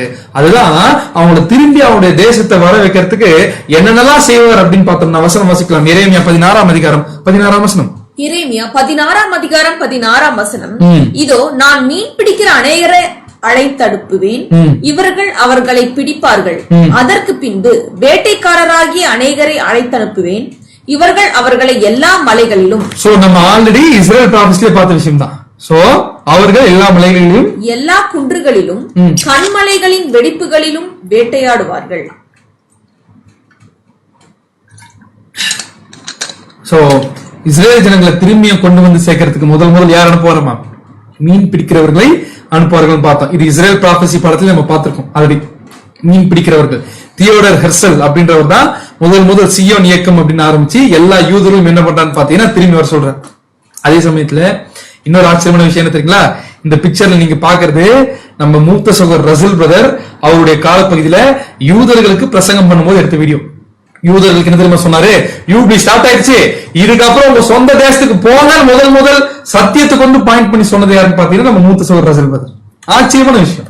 சோ அடுத்து 1917 பால்ஃபோர் டிக்ளரேஷன் மூலம் என்ன பண்றாங்கன்னு பாத்தீங்கன்னா இஸ்ரேல் ஜனங்களுக்கு அவங்களுடைய சொந்த இடத்தை என்ன பண்ணிடணும் திருப்பி கொடுக்கணும்னு அறிவிக்கிறாங்க.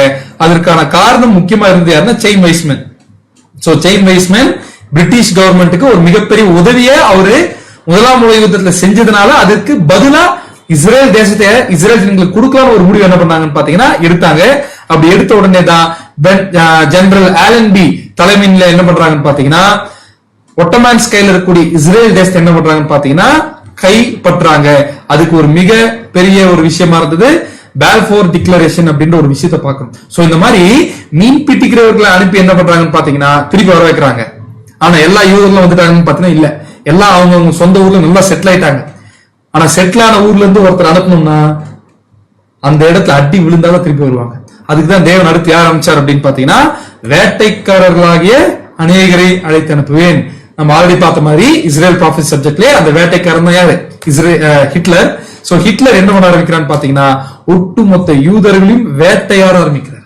சோ வேட்டையாட ஆரம்பிச்சான். ஆனா எல்லா யூதர்களும் கடைசியில என்ன பண்ணிட்டாங்கன்னு பாத்தீங்கன்னா வேற வழியே இல்லாம சொந்த தேசத்துக்கு திரும்பி ஆகணும், சொந்த தேசம் திரும்பி வந்தாங்க.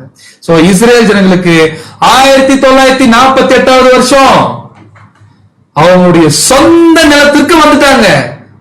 திருப்பி சொல்ற பாருங்க, சொந்த நிலத்திற்கு வந்துட்டாங்க. ஏன் அப்படின்னு பாத்தீங்கன்னா நிஜமான யூபி ஸ்டார்ட் ஆயிடுச்சு. கிறிஸ்துவோட 1000 வருஷம் ஸ்டார்ட் ஆயிடுச்சு. கிறிஸ்து வந்துட்டார்.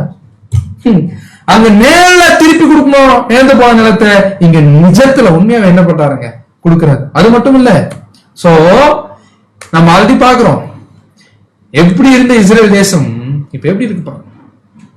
அதான் நம்ம அப்போஸ்தலர் 24 அதிகாரம் 32-33 வாசிக்கும் போது வசனம் வாசிக்கலாம். அப்போஸ்தலர் 24 அதிகாரம் 32 வசனம் முதல், நான் இதற்கு பின்பு திரும்பி வந்து அதாவது நம்முடைய ஆண்டவராகிய இயேசு கிறிஸ்து 2ஆம் வருகையில திரும்பி வந்து என்ன பண்ணுவாராமா, விழுந்து போன தாவீதின் கூடாரத்தை மறுபடியும் எடுப்பித்து அதிலே பழுதாய் போனவைகளை மறுபடியும் சீர்படுத்தி அதை செவ்வையாக நிறுத்துவேன் என்று இவைகளை எல்லாம் செய்கிற கர்த்தர் சொல்லுகிறார் என்று எழுதினார். நம்முடைய ஆண்டவராகிய இயேசு கிறிஸ்து 2ஆம் வருகையில வந்து செய்ய போறது விழுந்து போன தாவீதின் கூடாரத்தை என்ன பண்ணுவாராமா, எடுப்பித்து கட்டுவேன்னு சொன்ன மாதிரியே நம்முடைய ஆண்டவராகிய இயேசு கிறிஸ்து 2ஆம் வருகையில எப்ப வந்துட்டாரு? 1874 அவருடைய 1000 அரசாட்சி ஸ்டார்ட் ஆயிடுச்சு. அவருடைய 1000 அரசாட்சிக்கு தான் இன்னொரு பேர் நிஜமான யூபிலி. சோ அவருடைய 1000 அரசாட்சி 1874 ஸ்டார்ட் ஆனதால்தான் அவர் திரும்பி வந்து விழுந்து போன தாவீதின் கூடாரம் என்கிற இஸ்ரேல் தேசத்தை திருப்பி அந்த ஜனங்களுக்கு என்ன பண்றாருங்க கொடுத்துட்டார் அப்படின்னு பாக்குறோம். அதுதான் நம்முடைய ஆண்டவராகிய இயேசு கிறிஸ்து 2ஆம் வருகையில வந்துட்டாரு, அவருடைய 1000 அரசாட்சி ஸ்டார்ட் ஆயிடுச்சு அப்படின்றதுக்கு ஒரு மிகப்பெரிய ஒரு ப்ரூஃப் நம்முடைய ஆண்டவராகிய இயேசு கிறிஸ்து சொன்ன உண்மைதான். வசனம் வாசிக்கலாம். மத்தேயு 24 அதிகாரம் 32 மற்றும் 33. மத்தேயு 24 அதிகாரம் 32 வசனம் முதல், அத்திமரத்தினால் ஒரு ஓமையை கற்றுக்கொள்ளுங்கள். அதிலே இளங்கிளை தோன்றி துளிர் விடும் போது வசந்த காலம் சமீபமாயிற்று என்று அறிவீர்கள். 33 வசனம், அப்படியே இவைகளை எல்லாம் நீங்கள் காணும் போது அவர் சமீபமாய் வாசல் அருகே வந்திருக்கிறார் என்று அறிவீர்கள். புரிஞ்சுக்கங்க, இவைகளை காணும் பொழுது இவைகளை அத்திமரம் துளிர் விடுறத நீங்க பார்க்க முடியுது. அத்திமரம் எதை அடையாளப்படுத்தும்? இஸ்ரேல் தேசம் அடையாளப்படுத்தும். நம்ம நிறைய படத்துல பார்த்தாச்சாலே. சோ இஸ்ரேல் தேசம் எப்போ சுதந்திரம் ஆகுதோ அப்ப தெரிஞ்சுக்குங்க ஆண்டவராகிய இயேசு கிறிஸ்து ஆல்ரெடி என்ன பண்ணிருப்பார்? 2ஆம் வருகையில வந்து அவருடைய ராஜ்யத்தை ஸ்டார்ட் பண்ணிருப்பார். சோ அப்படி பார்க்கும் பொழுது கண்கூடா நம்ம கண்ணு முழுவதே இஸ்ரேல் ஜனங்கள் என்ன பண்ணிருக்காங்க? அவங்க சொந்த தேசத்தில் குடியேறி இருக்கிறாங்க. நிஜமான யூபிலி ஸ்டார்ட் ஆயிடுச்சு. சாதாரண காலப்பகுதியில நம்ம வாழல அப்படின்றது என்ன பண்ண வேண்டாம், நாம மறக்க வேணாம். இஸ்ரேல் ஜனங்க மட்டும் அவங்க சொந்த இடத்துக்கு போலங்கிறத அதை பத்தி லூக்கா 21:29 வரைக்குமே சொல்லிருக்காரு. வசனம் வாசிக்கலாம். லூக்கா 21 அதிகாரம் 29 வசனம் முதல், அன்றியும் அவர்களுக்கு ஒரு ஓமையை சொன்னார். அத்திமரத்தையும் மற்ற எல்லா மரங்களையும் பாருங்கள். அத்திமரம் என்பது இஸ்ரேல் ஜனம்னா, மற்ற எல்லா மரம்னா என்ன? மற்ற எல்லா நாடுகள். 30 வசனம், அவைகள் தளிர்க்கிறதை நீங்கள் காணும் போது வசந்த காலம் சமீபமாயிற்று என்று அறிகிறீர்கள். 31 வசனம், அப்படியே இவைகள் சம்பவிக்கிறதை நீங்கள் காணும் போது தேவனுடைய ராஜ்யம் சமீபமாயிற்று என்று அறியீர்கள். தேவனுடைய ராஜ்யம் சமீபமாயிற்று என்ன பண்ணுவீங்க அறியுங்கள் அப்படின்னு சொல்றாரு. அப்படின்னா இஸ்ரேல் ஜனங்கள் மட்டும் சுதந்திரமாகிறது இல்ல, மற்ற எல்லா நாடுகளும் எப்ப அவங்க சொந்த இடத்தை பெற்றுக் கொள்கிறார்களோ தெரிஞ்சுக்குங்க தேவனுடைய வெளியரங்கமான ராஜ்யம் என்ன ஆயிடுச்சு, ரொம்ப பக்கத்துல வந்துருச்சுன்னு நீங்க மைண்ட் வச்சுக்கங்க. அப்படின்னா கிளியரா இஸ்ரேல் நாடு மட்டும் அவங்க சொந்த இடத்தை திரும்பி பெறல, இந்தியா கூட சுதந்திரம் வாங்கிச்சா இல்லையா? இந்தியா மட்டும் இல்ல, மற்ற எல்லா உலக நாடுகளும் 1948 அப்புறம் என்ன பண்றாங்க? சுதந்திரம் வாங்குறாங்க. அவங்களுடைய இடம் அவர்களுக்கு திருப்பி கொடுக்கப்படுது. அப்படின்னா இந்தியா சுதந்திரம் வாங்கினது எப்படி அப்படின்னு பாத்தீங்கன்னா காந்தி தாத்தா வாங்கி கொடுக்கல, நிஜமான யூபி ஸ்டார்ட் ஆயிடுச்சு, கிறிஸ்துவோட ராஜ்யம் ஸ்டார்ட் ஆயிடுச்சு. சோ அதனுடைய ப்ராசஸ் தான் நம்ம கண்ணு முன்னாடி என்ன ஆயிட்டு இருக்குன்னு பாத்தீங்கன்னா நடந்துட்டு இருக்கு அப்படின்னு பாக்குறோம். சோ கொஞ்சம் கொஞ்சமா திரும்ப கொடுத்தலின் காலப்பகுதியினுடைய வேலைகள் என்ன ஆயிட்டு இருக்குங்க நடைபெற்று கொண்டிருக்குன்றது என்ன பண்றோம்னு பாத்தீங்கன்னா ரொம்ப அழகா புரிஞ்சுக்கிறோம். அதே சமயத்துல யூப்ளில என்னவும் திரும்பி கொடுக்க போறார் அப்படின்னு பாத்தீங்கன்னா, மனுஷன் நெற்றி வேர்வை சிந்திதான் வேலை செய்ய வேண்டிய அவசியம் இல்ல. கொஞ்சம் கொஞ்சமா அந்த நிலைமையும் என்ன ஆகும்னு பாத்தீங்கன்னா மாறிட்டே வரும். அதுதான் நம்ம கண்ணு முன்னாடி நம்ம பார்த்துட்டு வந்திருக்கக்கூடிய டெக்னாலஜிஸ், தொழில்நுட்ப வளர்ச்சி இவ்வளோ ஏன் இருக்குது, இவ்வளோ ஏன் இருக்குன்னு பாத்தீங்கன்னா, ஏன்னா கிறிஸ்துவனுடைய 1000 ஆண்டு அரசாட்சிக்குள்ள நம்ம இருக்கோம். அப்படியே பார்க்கலாம் பாருங்க, கிறிஸ்துவோடைய 1000 ஆண்டு அரசாட்சிக்கு முன்னாடி வரைக்கும் எந்த டெக்னாலஜியுமே இல்லை. லைட் எந்த வருஷம் வந்துச்சு தெரியுமா? கரெக்டா 1874ல தான் லைட் வருது. ஏன் லைட் வருது 1874ல? ஏன்னா உண்மையான லைட்டான கிறிஸ்து 2ஆம் வருகையில வந்துட்டார். ஆச்சரியமான விஷயங்கள் இது எல்லாமே. அங்கிருந்து டெக்னாலஜி அப்படியே என்ன ஆயிட்டு மாறிட்டே வந்துட்டு இருக்கு. ஃபர்ஸ்ட் போன் அப்புறம் தான் கண்டுபிடிக்கிறாங்க 1876ல. அப்படி படிங்க sister. Alexander Graham bell first என்ன பண்றாரு? அவர் தான் ஃபர்ஸ்ட் டெலிபோன் என்ன பண்றாருன்னா 76ல பண்றாரு. 1877ல ஃபர்ஸ்ட் எடிசன் போனோகிராஃப் பண்றாங்க. 1884ல ஃபர்ஸ்ட் மோட்டர் கார், ஃபர்ஸ்ட் இருக்கக்கூடிய காரு. வெறும் 100 வருஷத்துல எவ்வளவு வளர்ச்சின்னு மட்டும் பார்க்கலாம். 87ல செல்லுலாய்ட் பிலிம், 1888ல Kodak camera, first Kodak camera. அடுத்து 1889ல முதல் அடுக்குமாடி கட்டடங்கள் யுஎஸ்ஏல கட்டப்படுது. 1893ல முதல் சினிமோட்டோகிராஃபி, 1894ல முதல் ஸ்டீம் டர்பைன் ஷிப், 1895ல முதல் எக்ஸ்ரே, 1926ல முதல் டிவி, 1939ல கால்குலேட்டர் கண்டுபிடிக்குது, 1944ல ஃபர்ஸ்ட் டிஜிட்டல் கம்ப்யூட்டர். எவ்வளவு பெருசு இருக்கு பாருங்க. அடுத்து 1945ல முதல் மைக்ரோவேவ் கண்டுபிடிக்கிறாங்க. 1946ல எலக்ட்ரானிக் டிஜிட்டல் கம்ப்யூட்டர் கண்டுபிடிக்கிறாங்க. 1957ல முதல் ஸ்பேஸ் சேட்டலைட் என்ன பண்றாங்கன்னு பாத்தீங்கன்னா கண்டுபிடிக்கிறாங்க. 1974ல முதல் டெஸ்ட் டியூப் பேபி பிறக்குது. 1986ல இருந்து பாக்கெட் டெலிபோன் வந்துட்டு இருக்கு. இப்படியா இருக்கு டெலிபோன், யோசிச்சு பாருங்க. வெறும் 40 வருஷத்துக்கு முன்னாடி போன் எப்படி இருந்திருக்கு மட்டும் பாருங்க. இப்படி இருந்தது. 1989ல தான் இன்டர்நெட் வருது. முதல் வேர்ல்டு வைட் வெப் அப்படின்னு சொல்லக்கூடிய அந்த www போடுவோம்ல, அது முதல் என்ன ஆகுதுன்னு பாத்தீங்கன்னா வருது. அதுக்கப்புறமா எக்ஸ்ட்ரீமான வளர்ச்சி. அப்படி நாளுக்கு நாள் என்ன ஆயிட்டு இருக்குன்னு பாத்தீங்கன்னா போயிட்டு. சோ கண்ணு முன்னாடி இருக்கக்கூடிய டெக்னாலஜிக்கல் டெவலப்மெண்ட் வேற லெவல்ல தேவன் என்ன பண்ணிட்டு இருக்கான்னு பாத்தீங்கன்னா போயிட்டு இருக்கு. சோ மனுஷன் 1874 முன்னாடி இப்படி இருந்தான் அவனுடைய டிராவலிங். 1874க்கு அப்புறம் அவருடைய டிராவலிங் எப்படி ஆயிடுச்சுன்னு பாத்தீங்கன்னா இந்த மாதிரி ஆயிடுச்சு. யோசிச்சு பாருங்க. இப்போ எல்லாம் கண்டுபிடிச்சிட்டாங்க. டிரைவரே இல்லாத காரு, டிரைவரே இல்லாத பிளைட், விவசாயம் அடுத்து வேற லெவல்ல இஸ்ரேல் தேசத்துல எங்க என்ன பண்ணிட்டாங்கன்னு பாத்தீங்கன்னா கொண்டு போயிட்டாங்க. இது போட்டிருக்காருல இவர் வந்து கூகுள் கிளாஸ். இந்த கிளாஸ்ல அப்படி பார்க்கும்போது என்ன ஆயிரும் அப்படின்னு பாத்தீங்கன்னா ஈஸியா வந்து மனுஷனுக்குள்ள என்ன இருக்குதுன்றது என்ன பண்ணிடலாம் பாத்தீங்கன்னா டயக்னைஸ் பண்ணிடலாம். என்ன ப்ராப்ளம்ன்றத டயக்னைஸ் பண்ணிடலாம். இப்ப அடுத்து இன்டர்நெட் ஆஃப் திங்ஸ், அதாவது எல்லா பொருட்களும் இன்டர்நெட்ல கனெக்ட் பண்ணக்கூடிய டெக்னாலஜி. ஒரு வீட்டை கம்ப்ளீட்டா வீட்டு பல்ப்ல இருந்து வீட்டுல இருக்கக்கூடிய கதவுல இருந்து எல்லாத்தையும் சென்சார் வச்சு என்ன பண்ணிக்கலாம், நம்ம பயன்படுத்திக்கலாம். எங்க இருந்தோ வீட்டுல இருக்கக்கூடிய பொருட்கள் என்ன பண்ணிக்கலாம், நம்ம இயக்கிக்கலாம். சோ யோசிச்சு பாருங்க, உலகத்தினுடைய டெக்னாலஜி 1874க்கு அப்புறம் தான் ஏரோப்ளேன் என்ன பண்ணப்படுது, கண்டுபிடிக்கப்படுது. சோ இப்போ ஒரு மனுஷன் ஓட்டுற ஸ்கூட்டர், பறக்கிற ஸ்கூட்டர் துபாயில, இதெல்லாம் ஏன் நடந்துட்டு இருக்கு அப்படின்னு பாத்தீங்கன்னா மனுஷன் இழந்து போனதை திரும்ப கொடுக்க ஆரம்பிச்சிட்டாரு. கிறிஸ்தவோட 1000 சர்ச்சை ஸ்டார்ட் ஆனதுனால இவ்வளவு பெரிய வளர்ச்சிகள் என்ன இருக்கு கண்ணு முன்னாடி நடந்துட்டு இருக்குன்ற ஒரு விஷயத்த நாம பாக்குறோம். ஆனா இதை விட இதெல்லாம் நெற்றி வேர்வை சிந்துறது இல்லை அவ்வளவா. பட் இது எல்லாத்தையும் விட இன்னும் கொஞ்ச நாள்ல மனுஷனுக்கு எதை கொடுக்க போறாரு பாத்தீங்கன்னா அவன் எழுந்து போன ஜீவனை என்ன பண்ண போறாருங்க, கொடுக்க போறாரு. செத்து போன எல்லா மனுஷங்களும் என்ன பண்ண போறாங்கன்னு பாத்தீங்கன்னா உயிரோட வந்து கிறிஸ்துவுடைய ராஜ்யத்துல சந்தோஷமா இருக்க போறாங்க.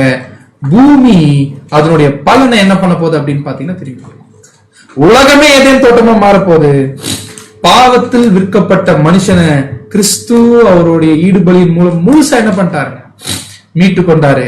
அந்த மீட்கப்பட்ட மனுக்குலத்தை தான் நாம கிறிஸ்துவுடனே கூட அவருடைய ராஜ்யத்தில் இணைந்து சபையா மாறி என்ன பண்ண போறோம், நாம நாளைக்கு ஆளுகை செய்ய போறோம். சோ யூபிலியே ஸ்டார்ட் ஆயிருச்சு, 1000 அரசாட்சி ஆல்ரெடி ஸ்டார்ட் ஆயிருச்சு. இன்னும் கொஞ்ச நாள்ல 1,44,000 பேருக்கான செலக்ஷன் முடியும், வாய்ப்புகள் முடிஞ்சிரும். அதுக்கப்புறம் இந்த உலகத்துக்கு ஒரு மிகப்பெரிய மகா உபத்திரம் வந்து அந்த மகா உபத்திரத்துல கிறிஸ்துடைய ராஜ்யம் வந்துருச்சு நாம எப்படி இப்ப தெரிஞ்சுக்கிறோமோ அதே மாதிரி எல்லாரும் அறிந்து கொள்வாங்க. அதுக்கப்புறம் கொஞ்சம் கொஞ்சமா இப்ப எப்படி திரும்பி கொடுத்துட்டு இருக்காரோ அதை விட பன்மடங்கு மனுஷன் இழந்து போனது என்ன பண்ண போறாருங்க, திரும்பி கொடுக்க போறாரு. அந்த காலப்பகுதி ஆல்ரெடி என்ன ஆயிடுச்சு, ஆரம்பிச்சிருச்சு. கிறிஸ்துவே 2ஆம் முறையில் என்ன பண்ணிட்டாருன்னு பாத்தீங்கன்னா, அவர் வந்து அவருடைய ஆளுகைக்குள்ளதான் என்ன பண்றோம், நம்ம வாழ்ந்துட்டு இருக்கோம். சோ எப்பேற்பட்ட கடைசி காலத்துல வாழ்ந்துட்டு இருக்கோன்றது மட்டும் நம்ம என்ன பண்ண வேண்டாம், மனசுல வச்சுக்கிட்டு அதை மறக்காம எப்படியாகிலும் தேவனுடைய பொற்பாதங்களில் நாம் திருச்சபையின் பிள்ளைகளாக சென்று சேரத்தக்கதாக தேவன் தாமே நம்மை ஆசீர்வதிப்பார். இந்த பாடம் முதல் கேட்கும் போது புரிந்து கொள்வதற்கு கடினமா தான் இருக்கும். இதுல இன்னொரு மெத்தட் கூட ஒண்ணு இருக்கு, யூபிலியை கண்டுபிடிக்கிறது இன்னொரு மெத்தட் கூட இருக்கு. சோ ஒன் பை ஒன்னா நம்ம என்ன பண்ணலாம்னு பாத்தீங்கன்னா நம்ம பார்க்கலாம். இதுல நீங்க புரிந்து கொள்வதற்கு கடினமா இருந்துச்சுன்னா எப்போனா நீங்க தாராளமா போன் பண்ணி என்ன பண்ணலாம்னு பாத்தீங்கன்னா, நீங்க வந்து தாராளமா என்ன பண்ணலாம்னா கேட்கலாம். அதற்கான உங்களுடைய சந்தேகங்கள் எப்பொழுதும் எந்த நேரத்திலும் என்ன பண்ணணும்னு பாத்தீங்கன்னா வசனத்தின் அடிப்படையில நம்ம கிளியரா என்ன பண்ணலாம்னு பாத்தீங்கன்னா பார்க்கலாம். தேவன் தாமே நம் அனைவரையும் ஆசீர்வதிப்பாராக. ஆமென்.